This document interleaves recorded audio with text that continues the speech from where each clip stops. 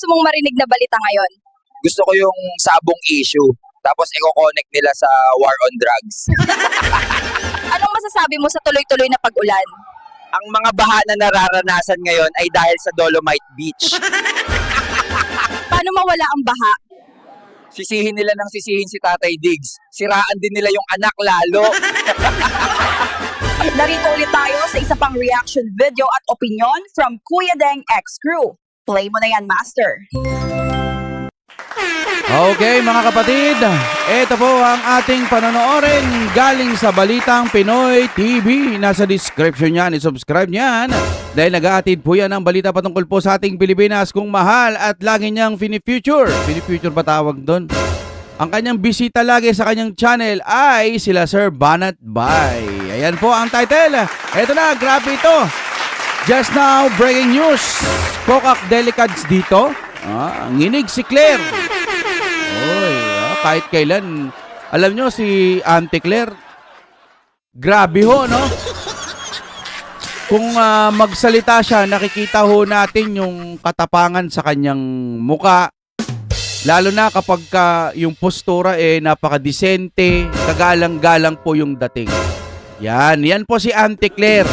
Kaso, nagtataka ako sa mga kababayan natin, bakit hindi siya tinatawag na attorney? Sagutin nyo nga mga kapatid, pa-comment nga po dyan. Tsaka mag-like na rin po kayo sa ating video. Habang nanonood tayo, pindutin nyo na po yung like. Kung nasa TV, medyo konting effort lang po, no? Para kumalat ng itong balita na to. Kasi may tinatawag tayong algorithm. Okay mga kapatid, here we go. Play na ho natin. Ang content na ito sa nasabing fake police report ay una po natin nadinig. Kundi po tayo nagkakamali ay sa Vice Presidente. Kaya po natin nasabi noon na gaga ka. Ay, sorry naman. Ha? Hindi siya. Hindi siya sinasabi ako ng gaga. Nabigla si Sir Banat ba yan, oh? Okay, tuloy. Yung pong yung mga nagpapakalat. Oh. Alam mo, ito lang yan ha. Ito kasi mga nagsasabi na nagpapakalat daw ng fake news. Alam mo, sabi nga niya dito, mukhang nagkaroon ng cover up. Alam mo, madali naman yan i-cover up Sa totoo lang Ayun, may lumabas pa kahapon na sabi nagkomento daw yung tatay ni Tantoco na nanay, ni Tantoco na sinasabing hindi daw kasama si Lisa Marcos. Pero may nagsabi sa akin. Totoo to, may nagsabi sa akin. Sabi sa akin, alam Ano mo yan? Narito ang Balitang papiting pa Pinoy to, TV. Alright. Magandang araw po sa inyong lahat. Long time no see mga people of the earth. Ito na nga, medyo natagalan tayo uli bago gumawa ng video. Alam nyo naman kasi mga kababayan, tag-ulan na. Pag tag-ulan talaga, nababasa tayo. Pag nababasa tayo, nagkakasakit man tayo kasi mahina ng katawan natin, matanda na. Hindi, biro lamang po Ito, totoo, medyo nagkasakit lang ako ng mga nakaraang araw. Kaya naman di po tayo nakagawa ng video at nagkaroon ng mga reaction video. Pero gayon pa man, ito, nagbabalik na si Banat Bay. Masigla, Yes, Banat Bay. maligaya at higit sa lahat. Mapaus-paus pa.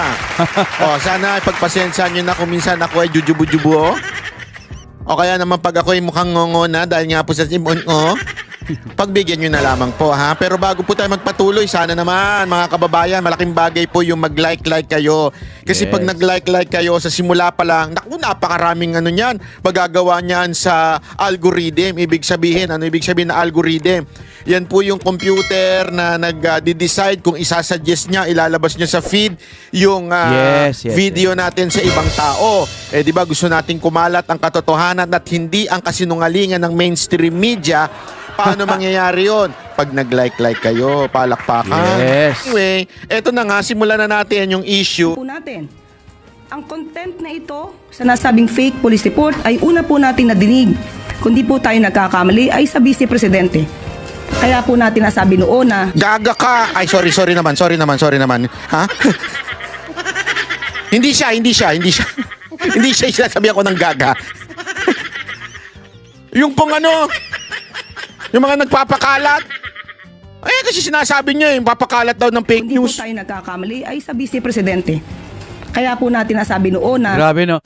Basta pagka vice presidente, talagang ganadong-ganado siya magsalita eh. No? Ganadong-ganado siya. Basta pag Duterte, talagang akala mo, ready to fight talaga eh. Di ba? Pero pagka tinatanong na yung mga sa report niya, yung barangay, 4,000 barangay, clear na raw sa war on drugs. Wala. Bulok-bulok. Hindi maipakita ng maayos, nangangamote. Di ba? Pero pag Duterte, ganyan ba ang Malacanang ngayon? Pag Duterte, talagang ganado sumagot. Pero sa mga balita, report, patungkol sa ating bansa, wala. Nga. O, tuloy tayo.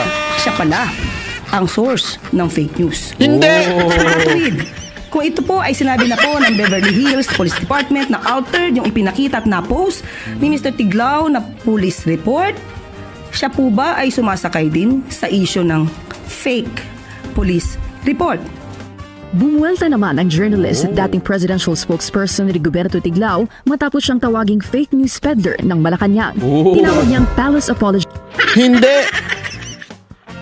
Alam mo, ito lang yan eh ha. Ito kasi mga nagsasabi ha na nagpapakalat daw ng fake news. Alam mo, sabi nga niya dito, mukhang nagkaroon ng cover up. Alam mo, madali naman yan i-cover up eh. Sa totoo lang ha. Ayun, may lumabas pa kahapon ha na sabi nagkomento daw yung tatay ni Tantoco na nanay ni Tantoco na sinasabing hindi daw kasama si Lisa Marcos. Pero may nagsabi sa akin. Totoo to, may nagsabi sa akin. Sabi sa akin, alam mo ba, Natbay, kilala ko yan. Personal kong kilala yan. Oo, sabi. Personal kong kilala yan. At hindi magkokomento ng ganyan yan. Hindi yan naglumalabas sa media. Hindi yan nagpo-post ng mga status sa social media. At higit sa lahat, hindi ganyan mag-English yan. Ay, ito na nga bang sinasabi ko, mga kapatid. Kinukutuban din ako sa mga ganito eh. Na noon na nangyari to, ba't hindi pa rin sumasagot? Kahit sino man lang sa kapamilya. Pero ngayon biglang sumagot na nanay, tapos nagsasabi hindi daw magkasama, etc. Bakit ngayon pa? Sana noon, no? Nung medyo mainit naman din yung issue noon eh, yung kasabayan po ng dahig. Mainit din po yan, pero bakit ngayon lang? Tapos hinihinala tuloy. Ito base lang ho sa aking pagkakaintindi, parang naghihinala po si Banat Bay na malamang hindi siyang nagsabi talaga niyan. Yun lamang po parang naghihinala lang siya. Yan ay talagang, kasi yung nakita niyang post daw, parang English kinamatis. Oh? Pero sabi niya, hindi ganyan mag-English yan. Talagang yan, very formal, very eloquent, very hindi ganyan yan. So, sa tingin niya, merong nangyayaring cover up daw. Sabi nung nung kausap ko, nakakilala yung di umano yung nanay. Kaya sinasabi niya, hindi totoo na nanay yung nagsalita ng ganyan. Malabo yan. Malabo yan sa malabo. And may alam siya. Ito, may alam na personal. Alam niya talagang yung mga nangyari doon. Siya sinasabi niya kagad, kasi nungalingan yan. Meron sabi ko sa inyo. Si Castro at hinala niya may major cover-up sa pagkamatay ni Response Heir Paulo Tantoco noong March 8. Hindi sasama si FL sa US trip ni PBBM. Yan kita ninyo. Ito kasi, ganito yan Ganito, makinig kayo na mabuti para sa kaalaman lang ninyo. Makinig kayo. Siyempre, iba sasabihin ng Malacanang. Alam naman aaminin nila. Oo naman. Nandun si FL. Kasama siya doon. Kinwestiyon nga siya ng mga pulis Pwede ba nilang aminin yun? Hindi, syempre. Kayo. Di ba? Kahit papano, may pangalan niyang mga yan. Asawa ng presidente. Ganun-ganun na lang ba yun na magsasalita sila? Siyempre, i-deny nyo yan. In the side of Roberto Tiglao, pwede ba niya sabihin na, oo, peke nga ito. Siyempre, paninindigan niya rin yung nilabas niya. Yes. Yeah? Ibig sabihin, words of Tiglao and words of Malacanang. Di ba? So, kung ikaw ay nanunood, anong titimbangin mo? Paano mo sila titimbangin? Sinong paniniwalaan mo? Words of Tiglao o words of Malacanang? Siyempre, depende kung saan ka nakapanig. Di ba? Kung nakapanig ka sa mga Duterte, paniniwalaan mo itong kay Tiglao. Kung ikaw nakapanig sa mga Marcos, paniniwalaan mo sasabihin ng Malacanang. Tama, mali. Pero kung ikaw ay naghahanap ng katotohanan, anong pakikinggan at titingnan mo? Sirkumstansya. Di ba? Siyempre, oo. Circumstantial. If you wanna know the truth, the circumstances itself will not lie. One, may namatay. Di ba? And two, because of the cocaine, the substance na yun in-establish na. Established na yun. Okay? Saan nangyari? Sa Amerika. Now, paniniwalaan mo? Kasama ba doon si FL? Sabi nung report na nilabas si Tiglaw. O sabi ng Malacanang, hindi kasama doon si FL. Ngayon, kung ikaw ay talaga naghahanap ng katotohanan at ikaw ay nasa gitna, huwag mong tignan yun. Ang tingnan mo, circumstances. Oh. Bakit? Dito mo malalaman ang katotohanan. Circumstances. Kasi now, it's easy to lie. Lying is easy. That's the easiest way out or way to destroy a person through lies. Di ba? But, the circumstance will not hide. It will always reveal the truth. Ano yung circumstances ngayon? Ito. Pumunta si Marcos agad-agad sa Amerika. Hoy! Biglaan yan. Hindi yan planado. Pagka-announce, mga ilang araw, umalis na kagad. Sabi nga ng isang napakinggan kong Pero pagkakaalam ko naman, ito lang base lang din sa opinion ko, may nabasa kasi akong balita na parang magkakaroon ata ng kasunduan ang US tsaka Pilipinas na yung mga taga-US parang gagawa dito sa Pilipinas ng mga armas. Parang isa yon sa napagkasunduan. Kayo, sabihin na nating nangangamoy ganun na nga, no? Naano ko lang yun sa sa Abante Tonight. Basta nakalimutan ko na mahilig na ho tayo kasi ngayon magbasa-basa eh.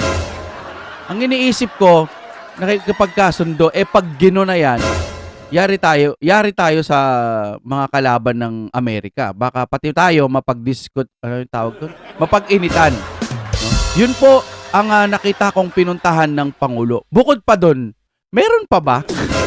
Baka ito na yon. Baka lang baka lang. sa sobrang abrupt nung pag-alis ni Marcos papuntang Amerika. Isipin mo, days before the SONA na supposedly nagpe-prepare sana. Oo. Di ba? Oo. Pero biglaan. Oo. First yun. Tsaka dapat sumama si Manang Lisa. Si Madam Lisa. Dapat sumama siya. Di ba madalas niyang kasama yan pag sa mga ganyanan? Pero bakit ganun? Wala lang, tanong lang. Bakit hindi kasama? No? First circumstance, after pumutok nito mga to, na issue na ito, biglang pumunta si Marcos sa Amerika.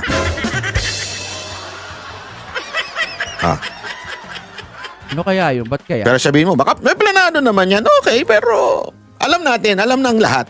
Ito'y biglaan. Hindi ito yung matagal nang ina-announce. Hindi. Pangalawa, bakit hindi sumama si EFL? Kung Hoy! walang problema. Yeah. Yun nga Kasi kadalasan lagi silang magkasama. Magkahawak ng kamay. Kahit saan pumunta si Pangulong Marcos, laging nandiyan po ang kanyang asawa. Pero bakit ngayon, nasaktuhan sa kainitan ng issue na ganyan ngayon, bakit hindi kasama ang kanyang asawa? Ay, nagtatanong lang naman po. Ako'y nagtatanong lang naman. Doon pa lang, malalaman mo na, naku po, may problema talaga to. May problema talaga to. Bakit siya hindi sumama? Laging kasama yan Oo. Alam natin yan, mga kababayan. Alam natin yan. Hindi Madalas. yan yung tipo ng katulad ni Pangulong Duterte na hindi mo malaman kung sino kasama, pero sure tayo kung sino kasama. Pero, diba? Eto, laging kasama. Pero bakit this time? For the first time, sabi nga. For the first time. Hindi sumama si EFL. Tapos Amerika pa. Sa Amerika nangyari. Oo nga, no? Saan? Sa Amerika. So, kung ikaw ay matalino at hindi mo titignan yung sinabi ni Tiglaw, hindi mo siya titignan yung sinabi ni Claire Castro na Malacanang, timbangin mo na lang yung mga nangyayari. Okay. So, ang ibig sabihin nito mga kapatid, kusang lalabas yung katotohanan doon sa mga sitwasyon na nangyayari. Kumbaga, may naririnig kang mga balibalita may nabasa nga akong comment, maganda yung comment niya eh. Kung walang apoy, di ba umuusok, ano ba tawag doon? Umuusok. Kung walang usok, walang baga, walang apoy. Ha? Kung may usok yan, sigurado may baga yan sa ilalim o hindi naman kaya may apoy. Di ba? Kung ano man yung apoy na yan, malapit sa katotohanan. Parang gano'n ang aking nakikita dyan. Kahit hindi mo natignan yung mga bali-balita, may mga nasasagap ka lang, tapos tignan mo yung mga sitwasyon, makikita mo, Bakit yung mga balita tumutugma doon sa mga nangyayari? Yan. Yun lang, no? Yun lang. Pero syempre, sa madaling salita, wala pa rin talagang pinakamatibay na ebidensya na magpapatunay na si Madam Lisa nandun. Yung tipong, eto, pak! Eto na! Ulitin natin. Pak! Yan. Ulitin natin. Pak! Okay, yun. Eto na yung papel! Magpapatunay na nandoon sa Madam Lisa. Ito may pirma ng mga kung ano-anong pirmang malalakas. Yon. Pag meron na nun, sigurado na wala nang kawala. Yun ang hinihintay natin dun eh. Bakit hindi siya sumama? It speaks so much. Hindi na natin kailangan alamin pa yung sinabi ng dalawang side. Eto pa lang, obvious na. Hindi, kayo na. Di ba? Nagkataon lang. Nagkataon, first time nangyari. Sa lahat ng state visit ni Marcos, first time nangyari ito. Tapos nagkataon pa kainitan ng issue ngayon, ano? Na hindi sumama. Saan? Sa Amerika pa. Nagkataon lang. Sinong niloko ninyo? Gago! Di ba? Huwag na tayo maglokohan. Sasabihin nila, hindi kasi pumunta sa ibang bansa. Kasi pumunta sa Middle East ata ito si FL eh. Ang tanong, planado ho ba yun? Meron ho bang media na makakapagsabing pinlano na yan way ahead of time na nagkasabay? Si Marcos at saka si FL pumunta sa ibang bansa? Hindi. Walang usapang ganon. Wala kayong... Pupunta si Lisa sa ganon kasi may kailangan gawin. Ano bang ginawa niya doon? Dapat kasama ang presidente. Pero bakit siya pumunta doon? Siyempre, ano na naman ba ang ginamit na pera dyan? Sarili nila? Pera nila? Malay mo, no? Ang ganon. Kayo na ngayon na maghusga. Pero wala raw itong kinalaman sa issue. First Lady Maria Luisa Araneta Marcos will travel to Riyadh, Kingdom of Saudi Arabia on the 17th kahapon to 20th July 2025 on a working visit to meet overseas Filipino workers. Oy! Wow! Pero sabi ng ganun, may nakita akong thumbnail, parang nilangaw daw yung pag-visit. Wow!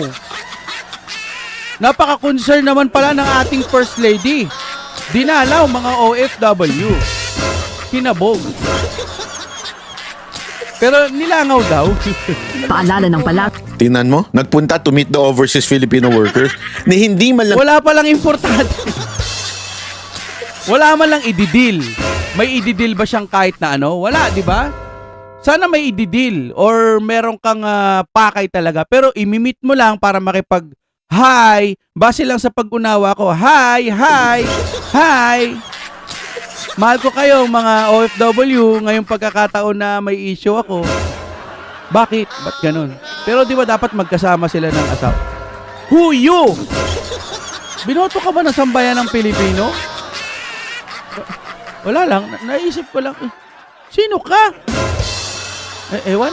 Tuloy tayo. Sinabi kung imimit niya yung hari doon. Oo. Kung ano meron doon. Tama. Inimbitahan ba siya kasi may convention. Walang ganun. Biglaan. Wala lang. Imimit lang. So gagawin. Kung ikaw hindi ka marunong umanawa, sasabihin mo, wow, ang bait-bait naman. Pero ang totoo, anyari. Bakit? Ito yung Pilipinas, ito yung mag-asawa, biglang nagsili para sila sa ibang lugar. Tapos yung isa, napaka-importante, to meet OFW. Hindi, malay mo naman, meron. Di lang natin, wala lang tayo nakikitang balita. Hindi na siguro kailangan sabihin. So, ganyan kasi, ang FL, Lisa, hindi na kailangan pang ipakita sa publiko ang pagtulong. Malay mo! Hindi ka naman siguro tanga, di ba? Hindi ka naman siguro tanga na hindi mo masabing, oo nga, there is something, di ba? Hindi ko, ako, again I will not teach you how to think. Di ba? I will not tell you the conclusion. Mm. Pero if there is one thing na I will tell you is, tingnan ninyo yung circumstances. Huwag lang kayong maniwala sa pronouncement ng Malacanang. Huwag lang kayong maniwala sa pronouncement ng mga quote-unquote Duterte supporter. Oh. Kayo mismo tumingin. Anong nangyari? Bakit ganun? Biglang nagkaroon ng mga event. Hindi naman siguro kayo tanga. Hindi naman. Ako naniniwala ako, mga Pilipino, hindi naman tayo tanga na hindi natin malalaman yung nangyari na yung mga coincidence kuno. So, hindi sila ang nagsimula ng isyong ito. Pero Di ba? Kaya nga sinasabi ko nga sa inyo mga kababayan, again, maging mapagmatsyag kayo. Matalino tayong lahat eh. Kailangan lang talagang busisiin natin yung mga pangyayari. Kasi alam mo, kahit po ako, may sakit ako itong mga nakarang araw, talagang nilatay na naman ako ng aking asthma. At hindi po tayo nakapag-live. Pero nung pinapanood ko yung mga news tungkol doon sa nilabas nilang fake news daw, kasi merong sinabi ng Beverly Hills, ganyan-ganyan, bla bla bla, na kesyo yung lumabas na dokumento, ang dali naman nun eh. I mean, it's easy to deny something out of a diplomatic or national security. Don't ever forget, okay, kung anong nangyayari ngayong panahon na ito. Ngayong panahon na to that there is war happening. Oo. And very strategic ang Pilipinas. Even if ang policy ni Trump ay America first, hindi natin madi-deny na tumutulong pa rin sila sa labanan ng Israel. Di ba? Tumutulong pa rin sila sa labanan ng dyan sa Ukraine. So, the position ng Pilipinas kailangan ng Amerika. Oo. Kailangan nila. Kasi tayo lapagan tayo ng mga eroplano nila. Ganun ba yun? Pwede tayo maging lapagan ng eroplano nila pag nagkaroon ng labanan. Will be waste of money kung paliliparin nila mula doon sa Amerika o mula sa Hawaii ang mga eroplano nila o mula sa Korea. Mas maganda meron dito. Yes. Kasi remember, pag nag-isip yung mga world leaders, ang iniisip niyan hindi lang naman yung gera ng Israel. Iniisip niyan kung sakasakali magtulungan ng China. Saan sila nakaposisyon, di ba? So kung sakop nila Japan, kasi may embassy doon, may base. May Korea, sa Korea meron din. Kaya lang nandoon ang North, di ba? So kailangan din nila tong Pilipinas. Napaka-strategic ng posisyon natin. Sa madaling salita, kailangan tayo ng Amerika. Yo. So, it is possible that America will do everything para makuha tayo. Yun na nga. Pumapasok na yung sinabi ko kanina. Pwede niyang gamiting bargaining power yan. Yung nangyari sa LA, sa Beverly Hills. Ooh. Yeah? Okay. So, okay. Base sa pagkakaunawa ko, yung vision ko lang ba, sarili kong pananaw, sarili kong pag-unawa, sa akin lang to, pumunta si Pangulo doon para ayusin, plantsahin yung mga gusot. Halimbawa lang kung totoo man na ini-involve nga si Manang Lisa. Yan, si Madam Lisa. Kung totoo man kung totoo talagang nandoon.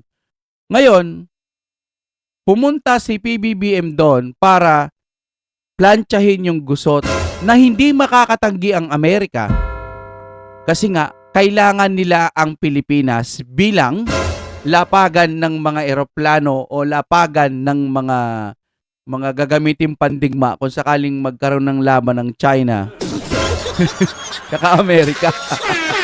Ito sa utak ko lang to, sa sarili ko tong pananaw, hindi ko pinatotohanan. Kumbaga vision ko lang ito na hindi makakatanggi kung halimbawa man, ayusin mo naman yung problema ng asawa ko. Kasi ganito, pwede bang alisin mo na yung mga ganito, ganyan? Oo. Sure. Sige. Pero, may pagkakasunduan tayo. Hindi papayag ang Amerika ng ganun-ganun na lang. Kailangan nga nila ang Pilipinas. Base lang ito sa pagkakaunawa ko kay Sir Banat Bay kasi hindi niya may diretso Sige. Pero, darating yung time. Kumbaga ginawa ko lang exage siya. In-exage ko lang. Kumbaga in-overacting ko lang. Sige, papayag ako. Nagtagalog si Trump. No? Pero, magiging lapagan namin yan. O kaya papakinabangan namin yung Pilipinas pagdating ng digmaan. Pwede. Ito'y hula-hula lang.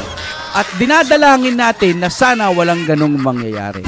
Dahil kapag, alam mo naman si PBBM, ipunin yung baha, kakaani lang, tawag doon, kakatanim lang, anihin agad. At marami pang mga salitang hindi natin maintindihan sa kanya. Paano pa kaya yung mga desisyon? Gaya niyan, si Tatay Digong, hinayaan niya lang na makuha. Ikaw, presidente ka, dapat hindi mo pinayagan to. Pero ano nangyari?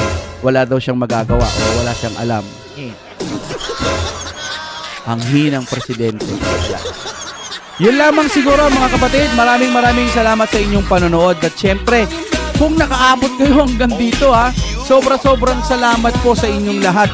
Malaking tulong na po sa akin yan, lalo na po kung pipindot kayo ng like at magko-comment po kayo. Napaka-importante nun para po mas kumalat, mas mai-recommend po ang ating video. Maraming salamat sa inyong panonood mga kapatid. Merry Christmas!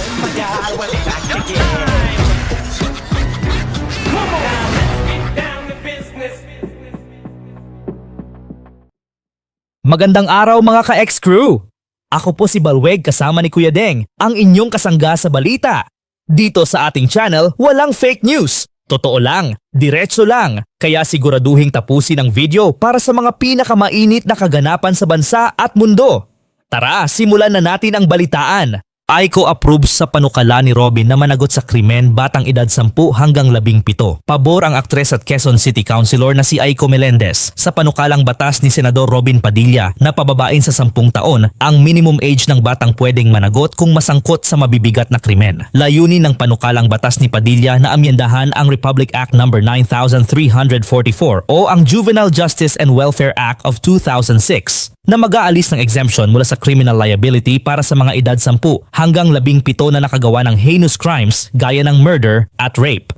Sa kanyang verified Facebook account, ibinahagi ni Aiko ang isang ulat patungkol sa nasabing bill ng senador. Aniya, ito raw ay isang correct law. That's the correct law. Anyone who violated the law, like killing, rape, should be punished according to the gravity, weight of his or her offense. No one should be above the law, irregardless of age. Ani Aiko. Opinyon ni Kuya Deng. Tama si Aiko. Kung marunong ka nang pumatay, dapat marunong ka ring managot. Hindi excuse ang edad para sa mga krimeng mabigat. Kailangan ng batas na may pangil para sa hustisya ng mga biktima. Vice President Sara kasama sa tungkulin ang makinig sa SONA.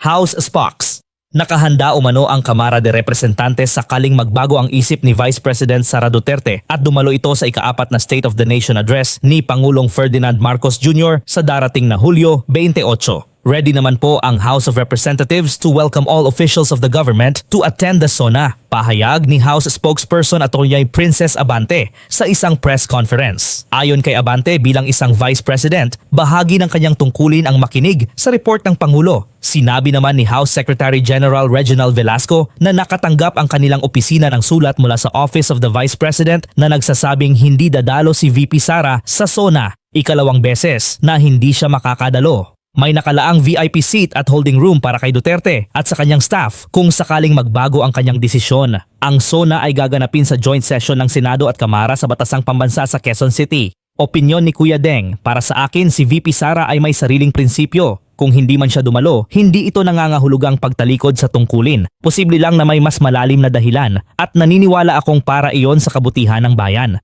Bata tinangay ng rumaragasang baha sa Quezon City. Isang batang lalaki ang muntik ng malunod matapos tangayin ng rumaragasang baha sa Batasan Hills, Quezon City habang malakas ang ulan dulot ng habagat. Makikita sa viral video na ibinahagi sa Facebook ng Markitan Vlog ang batang tumatakbo sa gilid ng kalsada nang biglang tangayin ng agos patungo sa isang malaking butas sa ginagawang kalsada. Mabuti na lamang at mabilis na nakalapit ang kanyang ama at naiahon ang bata malapit sa drainage canal. Bata inanod ng baha, buti naligtas. Diyos ko, kawawa naman, saad ng uploader ng video. Opinyon ni Kuya Deng. Salamat at ligtas ang bata. Pero ito ay babala sa lahat. Sa mga magulang, huwag nating hayaang lumapit ang mga bata sa baha, lalo na sa mga lugar na may konstruksyon o kanal. At sana ang mga lokal na pamahalaan ay maglagay ng safety barriers sa mga bukas na butas.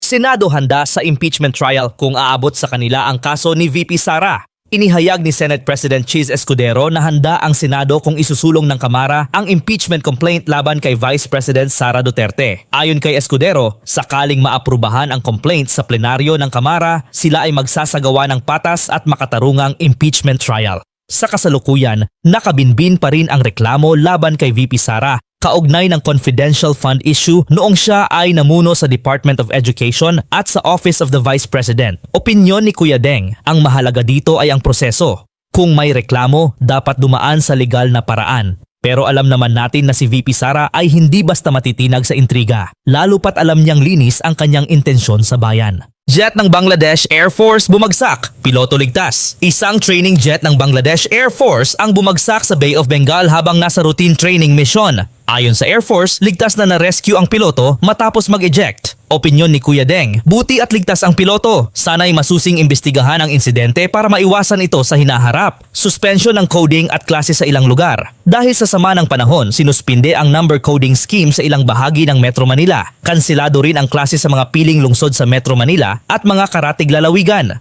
Opinyon ni Kuya Deng, tama lang ang suspensyon. Mas mahalaga ang kaligtasan ng lahat, lalo na ng mga estudyante at manggagawa. Lamesa at Wawa Dam umabot na sa critical level. Patuloy ang pagtaas ng level ng tubig sa Lamesa at Wawa Dam. Ayon sa Pag-asa, posibleng magpakawala ng tubig kung lalampas ito sa spilling level.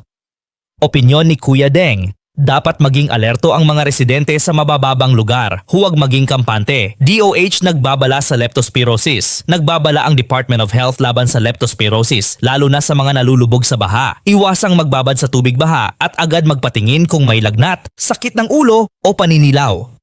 Opinyon ni Kuya Deng, iwas baha, iwas sakit. Mag-ingat tayong lahat lalo na ngayong tag-ulan.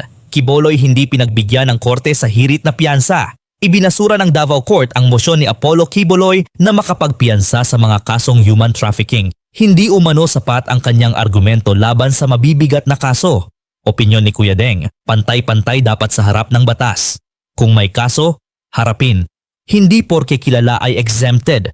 Pero para sa akin ay pinupolitika lang ang pastor. Diokno kontra sa panukala ni Padilla ukol sa criminal liability age. Tutol si Attorney Chel Diokno sa pagbaba ng age of criminal liability. Aniya, mas makabubuting irirehab ang mga bata kaysa ikulong. Opinyon ni Kuya Deng, pareho silang may punto. Kailangan ng batas na may konsensya. Pero hindi rin pwedeng pabayaan ang biktima. Dapat balanse. At dyan muna nagtatapos ang ating mainit na balitaan mga ka-ex-crew. Kung may komento o opinion kayo, i-share nyo lang sa baba at pag-usapan natin. Huwag kalimutang i-like, i-subscribe at i-hit ang notification bell para updated kayo sa bawat episode natin.